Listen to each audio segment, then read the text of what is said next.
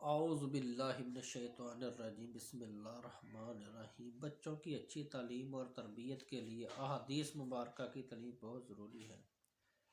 آج کی جو حدیث ہے اس کے تعلیم حکمت کے متعلق بیان کیا جائے گا۔ تعلیم حکمت کے متعلق حضرت مولانا محمد منظور نعمانی رحمہ اللہ فرماتے ہیں، قرآن کریم نے تعلیم حکمت کے ساتھ تعلیم کتاب بھی حضرت وسلم کا ایک فریضہ بتایا ہے۔ یہ حکمت کیا چیز ہے؟ اس کو سمجھنے کے لیے فکر صحیح اور فہم سلیم کی ضرورت ہے۔ حکمت کی مراد معلوم کرنے کے لیے سب سے پہلے خود قرآن پاک کی طرف رجوع کیجیے، تو اس میں آپ کو ایسی متعدد آیات ملیں گی جس سے معلوم ہوگا کہ حکمت بھی ایک ایسی چیز ہے جس کو اللہ تعالیٰ نے اتارا اور نازل کیا ہے۔ مثلا سورہ نساء میں ایک جگہ ارشاد ہوا ہے، اور نازل کی اللہ نے تجھ پر کتاب اور حکمت اور سکھایا تجھ کو وہ جو تو نہیں جانتا تھا، اور ہے اللہ کا فضل تجھ پر بڑا۔ سورہ بقرہ میں ایک موقع پر فرمایا، آیت نمبر 231، اور یاد کرو اللہ کی نعمت اپنے اوپر اور جو نازل کی تم پر، یعنی کتاب اور حکمت، نصیحت کرتا ہے اللہ تم کو اس کے ساتھ۔ سورۃ احزاب کی ایک آیت سے معلوم ہوتا ہے کہ قرآن کی آیتوں کی طرح حکمت بھی ایک ایسی چیز ہے جس کی تلاوت ازواج مطہرات رضی اللہ تعالیٰ عنہا کے گھروں میں ہوتی تھی۔ ارشاد فرمایا، اور یاد کرو اس کو جس کی تلاوت ہوتی ہے تم پر تمہارے گھروں میں، یعنی اللہ کی آیتیں اور حکمت۔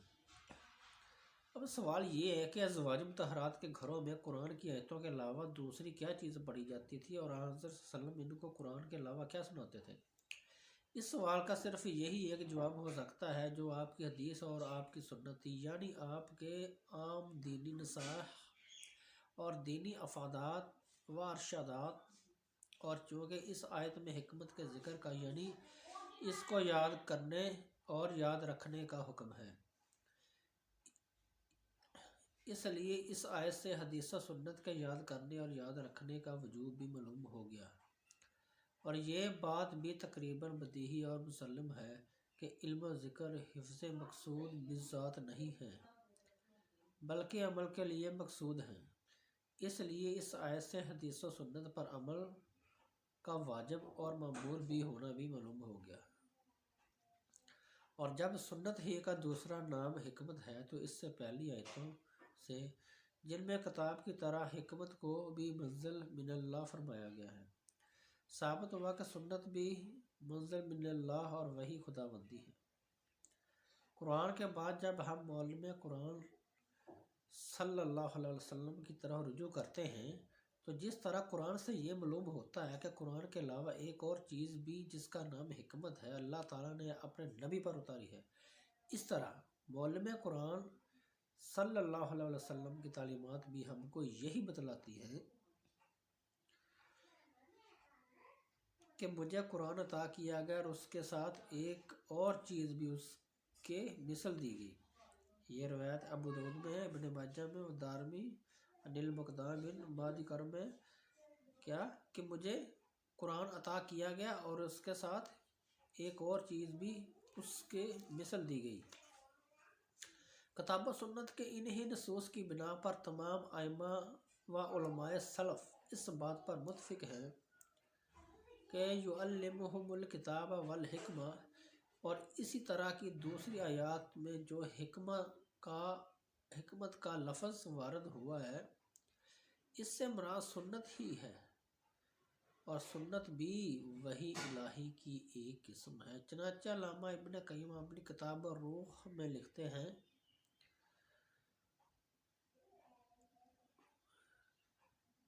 اللہ سبحانہ وتعالیٰ نے اپنے رسول پر دو قسم کی وحی نازل کی، اور دونوں پر ایمان لانا اور جو کچھ ان دونوں میں ہے اس پر عمل کرنا واجب قرار دیا، اور وہ دونوں قرآن و حکمت